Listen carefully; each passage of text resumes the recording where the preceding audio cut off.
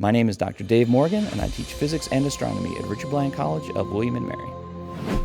Tell us about your philosophy as an RBC professor.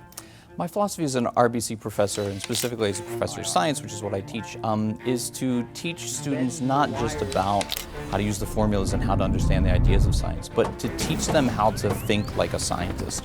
Resistance C, though, is two resistors in parallel with one another. One of the things I try to do in my courses is to make sure students are always connecting what they learn to the real world. Voltage changes as you go around in a circuit. We use the word across a resistor. You just break a circuit up into loops and you figure out how much the voltage changes in this loop and that loop. So they get an answer to a problem.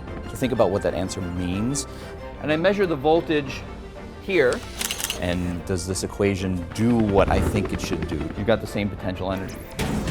Does it behave the way I expect it should behave? So to make sure that their ideas about science are always not just abstract and about the equations, but are actually connected to the real world. What are the advantages of going to a junior college?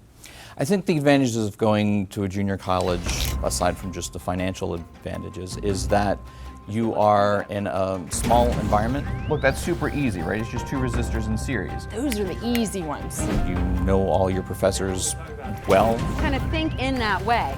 You know all the students in your class. The history of woods ball and speedball. It's a very friendly, collegial, supportive environment for students. Your parents probably have set very high expectations of you. Particularly for students who might be first-generation college students who maybe don't have a model of what going to a four-year college is like.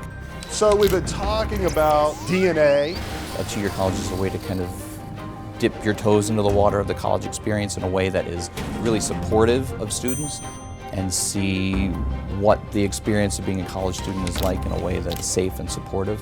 It's also a good place for students who may be not quite sure what they want to do, what they want to major in.